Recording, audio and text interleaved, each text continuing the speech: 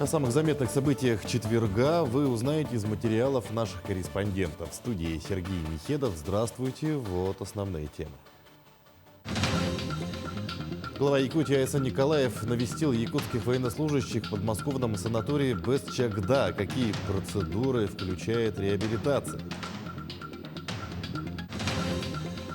Армия – это то место, где закаляется характер. В Нерюнгринской районной администрации отметили традиционный день призывника.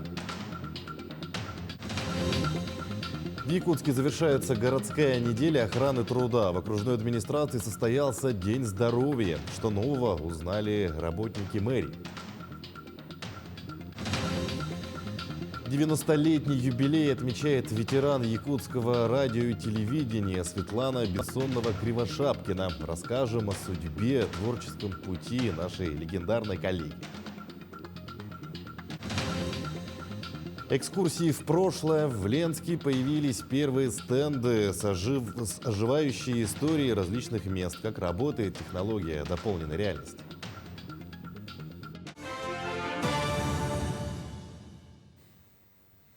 Правительство должно своевременно реагировать на повышение цен на продукцию, используя известные механизмы. Об этом заявил президент Владимир Путин на совещании с членами Кабинета министров.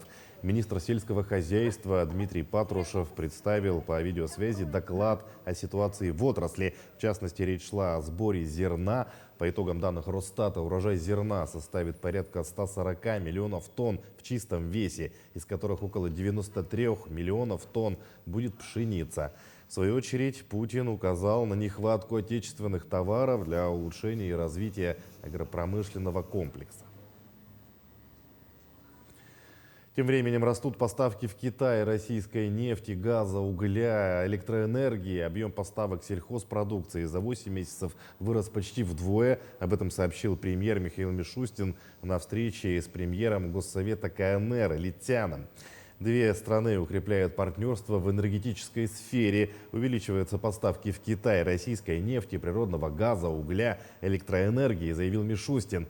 Также ускоряется развитие транспортно-логистических маршрутов, приграничной инфраструктуры, увеличивается экспорт российской сельскохозяйственной продукции. С января по август объем поставок вырос почти в 2 раза до 500 миллиардов рублей, сказал Мишустин. Ну а следующий, 24-й год, президент России Владимир Путин объявил годом спорта. Об этом глава государства сообщил во время выступления на международном форуме «Россия. Спортивная держава» в Перми. Президент также назвал хорошей идею возобновить проведение спортивных парадов на Красной площади. С такими инициативами выступил глава Международной ассоциации бокса Умар Кремлев. Ранее президент поставил задачу привлечь к спортивному образу жизни 70% россиян к 2030 году. По его словам, спорт в стране имеет безусловный приоритет. В этом году на военную службу в России поступили 385 тысяч человек. Из них 305 тысяч контрактников и 80 тысяч добровольцев. Об этом сообщил заместитель председателя Совета безопасности Дмитрий Медведев на своей странице в соцсетях. По его словам, ежедневно контракт с вооруженными силами России заключают свыше 1500 человек. Он отметил, что президент поручил продолжить до укомплектования армии контрактниками в следующем году. Для эффективной защиты независимости и безопасности государства власти примут комплекс мер по увеличению численности вооруженных сил России и их укреплению. А глава Якутии Айсан Николаев навестил якутских военнослужащих в подмосковном санатории Бесчагда, где ребята проходят лечение по программе реабилитации. В санатории проведена большая реконструкция. Глава ознакомился с новыми медкабинетами и спальным корпусом. Кто и как может вступить в программу реабилитации? Подробности в сюжете. Здесь мы сделали современное отделение. По максимально доступная среда – это просто гордость наша. Широкие дверные проемы, кровати медицинские с подвесами. Важные детали для комфортной реабилитации. Но главный ключ к восстановлению, конечно, процедуры. Участники СВО в руках узкопрофильных специалистов начинают ходить заново. Петр ходить не мог, вот здесь прошло лечение. Сейчас занимается спортом, бегает, ездит на велосипеде. Да. А тут массажисты тоже чудеса делают, творят. Буквально поставили вас на ноги. Да, ну, как говорят, да, я хожу, например. Вот тут по парку я когда пришел, на костылях по малому кругу я круг делал и день отдыхал, ну, нога опухала. А сейчас уже 6 кругов без проблем. Реабилитация помогает пациентам и со сложными травмами. У Мичила разрушены кости таза, поврежден седалищный нерв. В Бесчагде он 3-й месяц поступил из госпиталя. Поначалу лежал, не мог даже с кровати встать. Очень тяжело было, я не ходить даже не мог. Сейчас видите, какое состояние. Я вот даже смеюсь, радуюсь, веселюсь. Вот так вот, хорошо. Сейчас рассекает на коляске, готов и от нее отказаться. Через полмесяца Мичилу предстоят операции с установкой 3D-протеза в Институте травматологии. Они позволят восстановить тазобедренный сустав и перейти на своих двоих. При удачном проведении вот этих 2 операций он будет ходить. Физиотерапия, сосудистая терапия, процедуры с магнием и озоном, водолечение. Пациентов реабилитируют терапевт, кардиолог, невролог, травматолог, ортопед. Вскоре в Бесчагде откроют и психологическую помощь. При этом на программу реабилитации могут рассчитывать и близкие бойцов СВО. К нам поступают различными путями. Есть, конечно, напрямую обращаются бойцы, обращаются их родственники. А кроме этого, у нас, мы получаем пациентов через единый координационный центр. Кто-то поступает по направлениям Минздрава. Сейчас реабилитацию проходят 20 якутских бойцов. С обновлением зданий санаторий готов принять в программу 60 человек одновременно. Реабилитационный центр заработал в Бесчагде менее года назад и уже помог более 100 человек. Айсена Барнашова, Виктор Олесов, Московская область.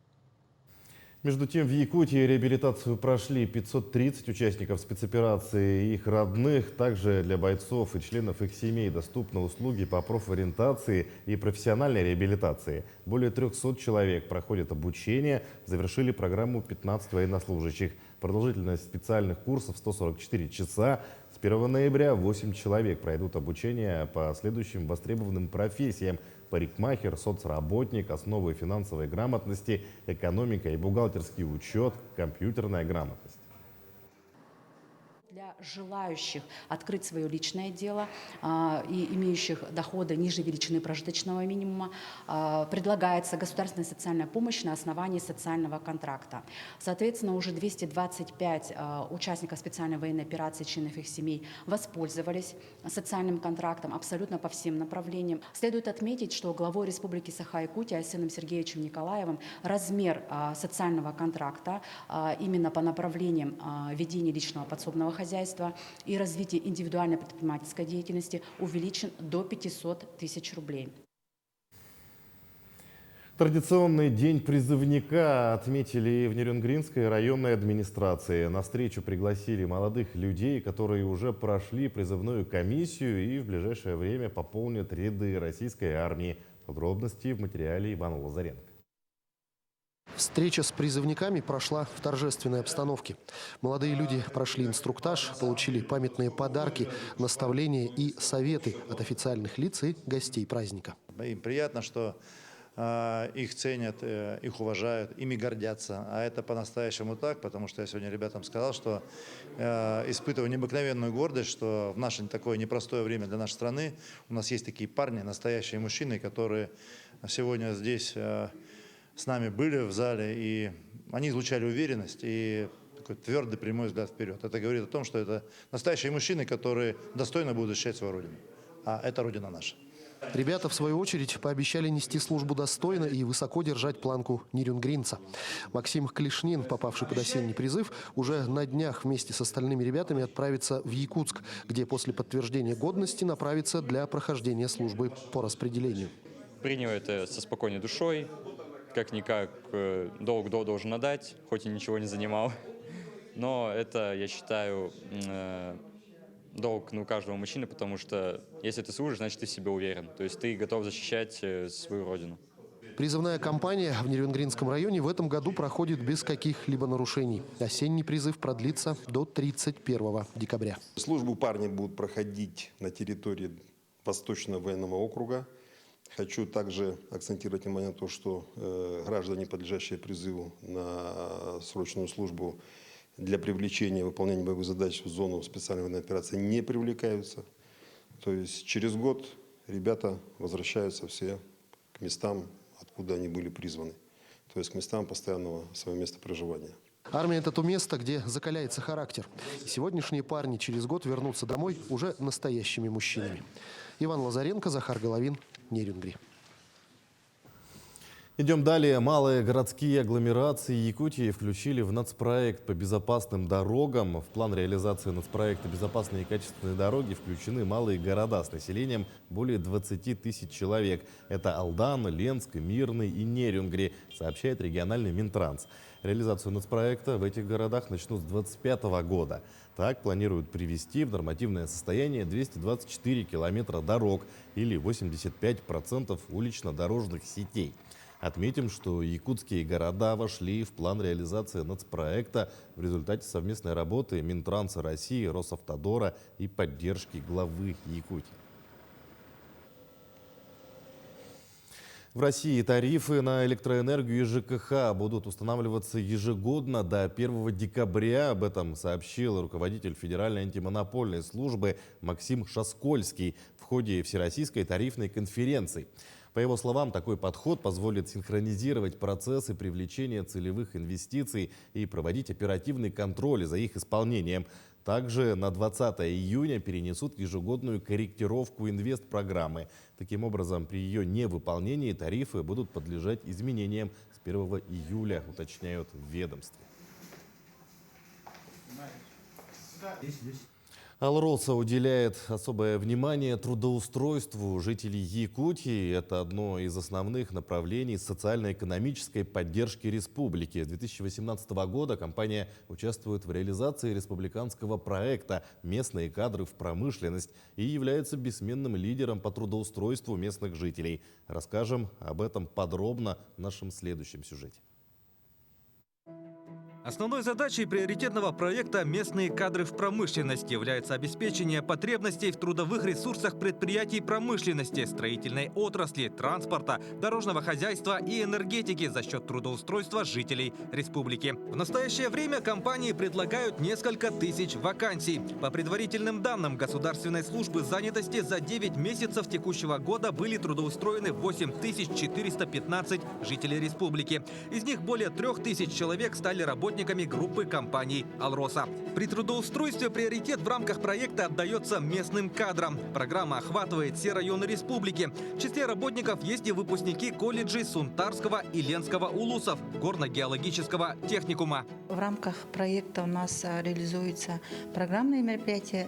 Это ярмарки вакансий, в рамках которой участвует компания, и предоставляет свои имеющиеся вакансии. Кадровые службы принимают очное или в режиме ВКС участие по подбору подходящих работников. Кроме этого, мы направляем людей на профессиональное обучение или профессиональную переподготовку. И по завершению обучения они трудоустраиваются также в компании проекта. Работа в крупнейшей алмазодобывающей компании в мире дает возможность людям, живущим в суровых условиях Крайнего Севера, получить достойный заработок, обрести интересную профессию и реализовать свои мечты.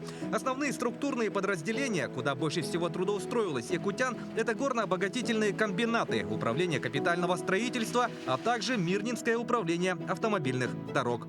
Профессии, на которые трудоустраиваются, это проходчики. Это слесари по ремонту оборудования, слесари по ремонту автомобилей, это машинисты разных направленностей. Также большое количество устраиваются на специальности инженерные, это инженеры-сметчики, инженеры-конструкторы, инженеры по планированию, по надежности. То есть трудоустройство по данной программе происходит по всем профессиям, как рабочим, так и руководители, специалисты, служащие, которые есть в акционерной компании «Алроса». В рамках проекта предусмотрены меры поддержки. Также молодые специалисты могут пройти стажировку, что повышает шансы на трудоустройство.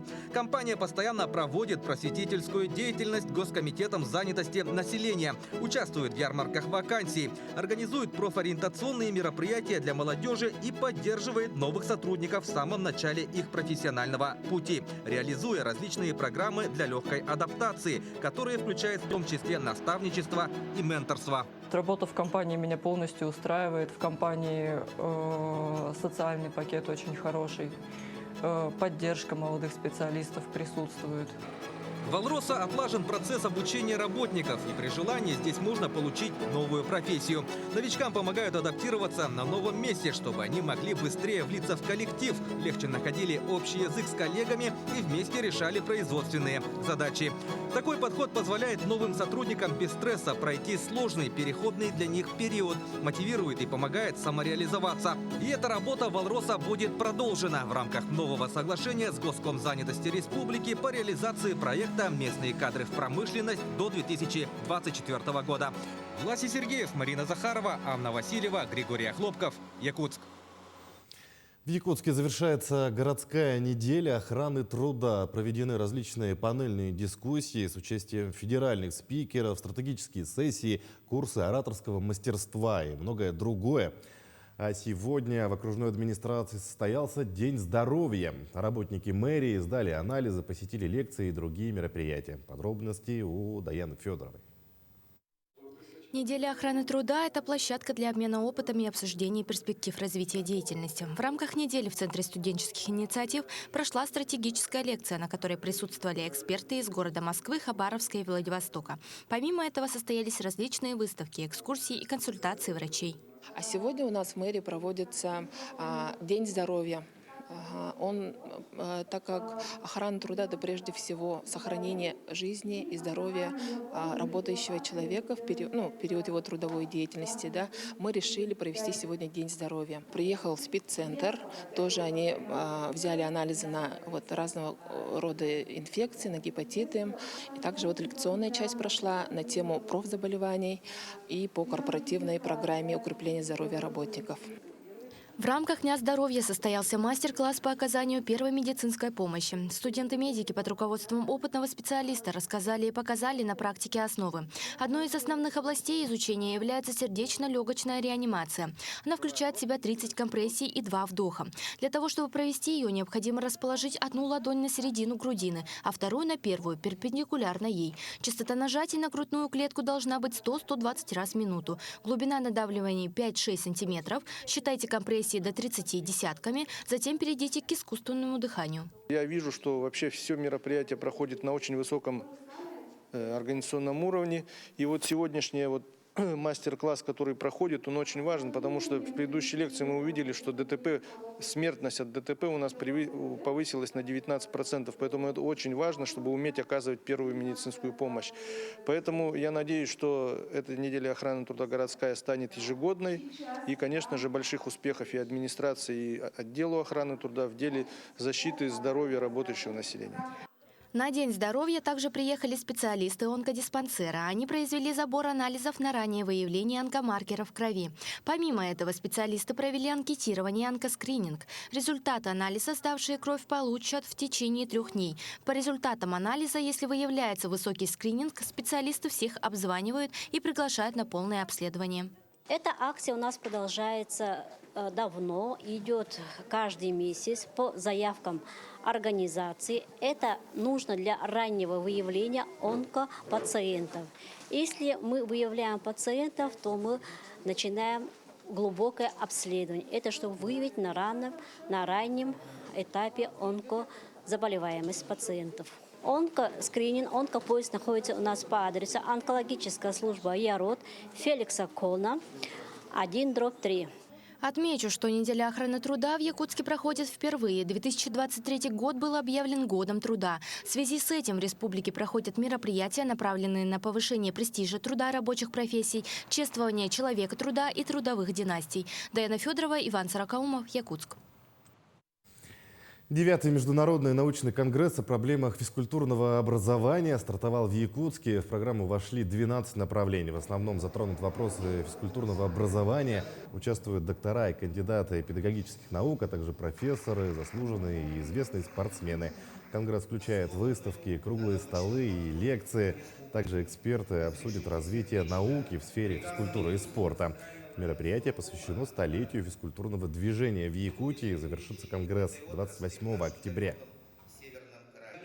Здесь у нас собралось очень много достойных людей. Это элита Российской Федерации и Белоруссии. Это ученые, это эксперты ВАК, которые будут собираться здесь, обсуждать вопросы именно по развитию физкультурного образования. Соответственно, здесь стоит проблематика именно внедрения физкультурного образования в национальной системе квалификации Российской Федерации. Соответственно, здесь постраивается и обсуждаются вопросы именно квалификационного уровня. Это базовое образование, это углубленное образование, это подготовка научных и научно-педагогических кадров.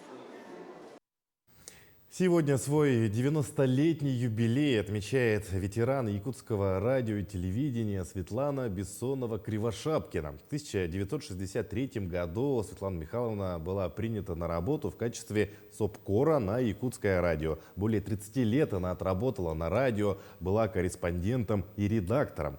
О творческом пути ветерана расскажем в сюжете. В 2023 году Светлана Михайловна Бессонова-Кривошапкина отмечает сразу 2 юбилея. Сегодня ей исполнилось ровно 90 лет. А 12 октября, согласно документам о трудоустройстве, исполнилось ровно 60 лет, как Светлана Михайловна была принята на работу на якутское радио в качестве сопкора. После института она 3 года отработала учительницей в Аймиконе на полюсе холода и, вернувшись в Якутск, устроилась в библиотеку имени Белинского. И однажды, находясь в читальном зале библиотеки, услышала по радио объявление, что в редакцию требуется литературный редактор. Тогда председателем Гостелерадио работал Феодосий Донской, фронтовик, ветеран и очень уважаемый журналист. Я прихожу к нему, и вот он мне, говорит, что у нас место есть в литературной редакции. Я хочу, чтобы вы работали редактором. А я воспитанный человек, родители нас воспитывали очень строго, и я говорю, нет, я литературным редактором не могу быть. Вы дайте мне время подумать. Возьмите меня корреспондентом сначала, я и диктую ему. Он потом, посмотрел на меня и согласился. Попала Светлана Михайловна в очень сильный и талантливый коллектив. Старшим редактором был Иван Алексеев, а главным редактором был известный писатель Николай Габышев. Проработав какое-то время корреспондентом и набравшись опыта у старших коллег, она все-таки вступила в должность литературного редактора. Готовили мы радиоспектакли, которые хранятся сейчас в фондах нашего радио. Озвучили и подготовили спектакль по роману Юрия Шамшурина, по книге Мординова «Беда». Тоже подготовили радиоспектакль. В общем, «Священный Ильмень» озвучили тоже. В 1994 году Светлана Михайловна отправилась на заслуженный отдых. И тогда смогла полностью отдаться еще одной своей страсти – писательству. Сейчас в библиографии Светланы Бессоновой-Кривошапкиной 5 изданных книг. Коллектив нашего канала и всей национальной вещательной компании поздравляет Светлану Михайловну с юбилеем и желает ей долгих лет и крепкого здоровья. По указке мы не работали. Мы сами выбирали себе темы. И у нас в нашей редакции было очень много критических передач. Об отстающих предприятиях мы рассказывали. Александр Хавренко, Григорий Охлопков, Якутск. Экскурсии в прошлое запустили в Ленске. Там появились первые стенды с оживающей историей различных мест. Подробности проекта у Светланы Балеевой. Оживающие стенды сегодня были открыты на 3 объектах: около спортивного зала ДЮСШ, Дома культуры «Юность» и Речпорта. Места, где они были установлены, имеют свою многолетнюю историю, которую должен знать каждый ленчанин. Идея создания стендов пришла 2 сотрудницам музея – Анне Шапота и Яне Сидоровой. Девушки проводят экскурсии для гостей и жителей гор. Им хотелось, чтобы люди не только слушали их рассказ, но и видели фрагменты из прошлой жизни. Эта идея возникла именно на месте, там, где ДЮСШ, потому что многие ведь не знают, что там раньше была Николаевская церковь. Вот. Ну, соответственно, у нас в музее есть много фотографий, у нас есть экспонаты. Ну и, собственно говоря, года 2, наверное, назад мы начали вынашивать эту идею.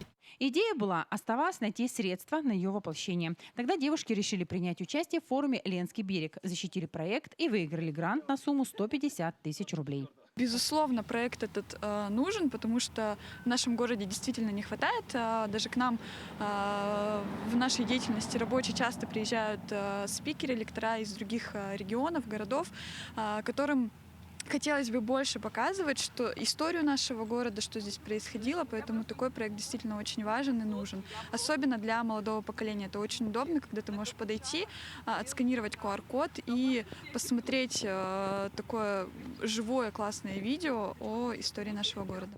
Фильм изготавливала всемирно известная компания, занимающаяся маркетинговыми трендами. Ознакомиться с историей объектов очень просто. Нужно просто навести камеру телефона на QR-код, пройти по ссылке, после чего перевести ее на главное фото. Как сделали это участники сегодняшней экскурсии. В 1957 году появилась первая береговая механизация – 2 крана. Численность коллектива росла. На плечи работников речного порта легла нелегкая задача – своевременно и в полном объеме принимать груз и тем самым обеспечивать бесперебойное строительство города Мирного. Всем приглашенным понравились информационные живые стенды. Продолжительность фильма составляла от 2 до 5 минут. Но за это время можно узнать много нового и интересного.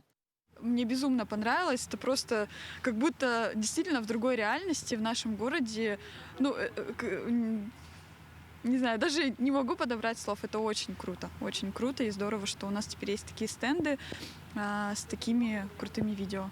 Сегодня у работников музея есть большая мечта – начать развивать в городе туризм. Стенды – хорошее начало для ее воплощения. Мы сейчас как раз будем спрашивать мнение наших горожан, чтобы они хотели, потому что есть старожилы, которые, допустим, больше, чем мы знают, да, где можно открыть какую-то точку. Есть, наоборот, молодое поколение, которым было бы интересно увидеть здесь. Мы сейчас соберем пожелания наших жителей, посмотрим, что интересно, и все идеи постараемся воплотить в реальность. Создатели проекта надеются, что стенды с оживающей историей вызовут большой интерес и у ленчан.